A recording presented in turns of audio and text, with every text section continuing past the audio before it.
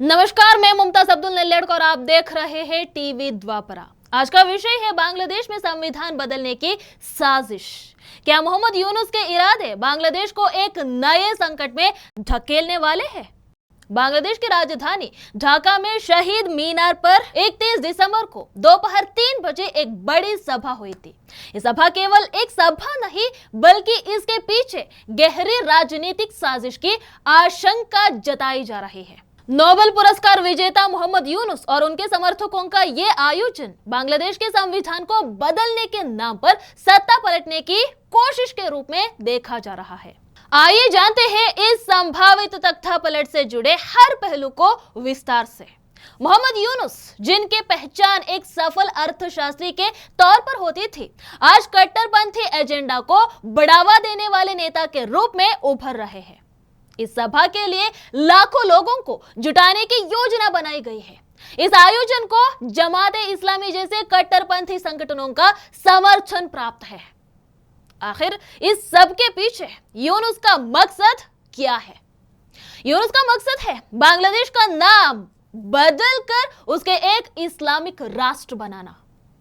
Islamic republic of Bangladesh, Islamic खिलाफत of Bangladesh, Islamic republic of east Pakistan जैसे नाम सुझाए जा रहे हैं।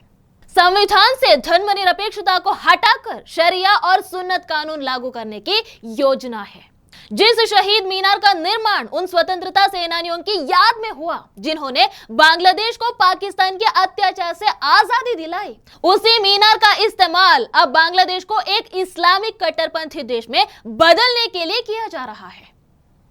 यह साजिश केवल संविधान बदलने तक सीमित नहीं है। इसके पीछे राष्ट्रपति और सेना प्रमुख को हटाने की योजना बनाई जा रही है। राष्ट्रपति से इस्तीफा मांगा जा सकता है और मोहम्मद यूनुस खुद को नया राष्ट्रपति घोषित कर सकते हैं। सेना प्रमुख को भी जबरन हटाकर ब्रिगेडियर जनरल अमन आजमी को नियुक्त करने की तैयारी है। इस्लामी छात्र शिविर और जमाते इस्लामी जैसे कट्टरपंथी संगठनों के सदस्यों को नई सरकार में प्रमुख पद लिए जाने की योजना है। स्पष्ट है कि यूनुस और उनके समर्थकों का उद्देश्य बांग्लादेश की लोकतांत्रिक व्यवस्था को खत्म करना है।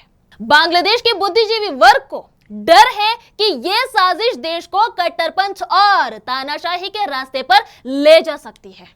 यदि संविधान में धर्मनिरपेक्षता खत्म की जाती है तो यह देश के सामाजिक ताने बाने को गंभीर रूप से नुकसान पहुंचाएगा।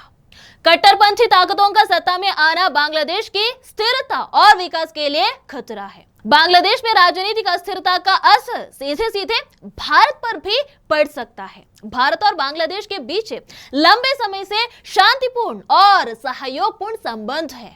यदि कट्टरपंथी ताकतें सत्ता में आती है तो सीमा पर आतंकवाद और सुरक्षा के लिए नए खतरे पैदा हो सकते हैं। यह दक्षिण एशिया की स्थिरता के लिए भी गंभीर चुनौती होगी। बांग्लादेश की प्रधानमंत्री शेख हसीना न केवल देश की सबसे लंबे समय तक सेवा करने वाली नेता रही है, बल्कि वो एक स्थिर और प्रगतिशील बांग्लादेश की प्रतीक भी है। उनके नेतृत्व में बांग्लादेश ने उल्लेखनीय आर्थिक और सामाजिक प्रगति की है। उनके कार्यकाल में गरीब दर में गिरावट, महिला सशक्तिकरण में वृद्धि और बुनियादी ढांचे में सुधार जैसे कदम दुनिया भर में सराहे गए हैं। शेख हसीना ने हमेशा कट्टरपंथी ताकतों के खिलाफ मजबूत रुख अपनाया है। 2013 में उन्होंने जमाते इस्लामी के कई नेताओं पर युद्ध अपराधों का मुकदमा चलाया, जिससे कट्टरपंथी गुटों की गतिविधियों पर अंकुश लगा। यही नहीं, उन्होंने बांग्लादेश की धर्मनिरपेक्ष पहचान को बनाए रखने के लिए संविधान में संशोधन कर इसे स्पष्ट रूप से घोषित किया कि देश के मूल सिद्धांत धर्मनिरपेक्षता, लोकतंत्र और समाजवाद है। आज जब मोहम्मद यूनुस और उनके समर्थक बांग्लादेश के संविधान को बदलने और देश को कट्टरपंथी शासन की ओर धकेलने की साजिश कर रहे हैं, शेख हसीना का नेतृत्व पहले से भी अधिक महत्वपूर्ण हो गया है। उनका संघर्ष केवल सत्ता बनाने का नहीं बल्कि बांग्लादेश के धर्मनिरपेक्ष और लोकतांत्रिक मूल्यों को संरक्षित रखने का है। अगर इस साजिश को सफल होने से रोकने के लिए कोई भरोसेमंद ताकत है तो वो शेख हसीना है, जो अपने दृढ़ संकल्प और अनुभव से देश को इस संकट से निकालने की क्षमता रखते हैं। इस सारे प्रकरण को लेकर विशेषज्ञों का मानना है कि बांग्लादेश के इस संकट का समाधान तभी हो सकता है जब अंतर्राष्ट्रीय समुदाय, खासकर पड़ोसी देश भारत, स्थिति पर कड़ी नजर रखे। 31 दिसंबर को ढाका में हुई यह सभा बांग्लादेश के भविष्य के लिए एक महत्वपूर्ण मोड़ साबित हो सकती है। क्या बांग्लादेश अपनी धर्मनिरपेक्ष पहचान बचा पाएगा या फिर यह देश कट्टरपंथ के जाल में फंसकर एक नई तानाशाही में बदल जाएगा? हमारी नजरें इस स्थिति पर बनी रहेंगी। तब तक आप देखते रहिए टीवी द्वापरा। धन्यवाद।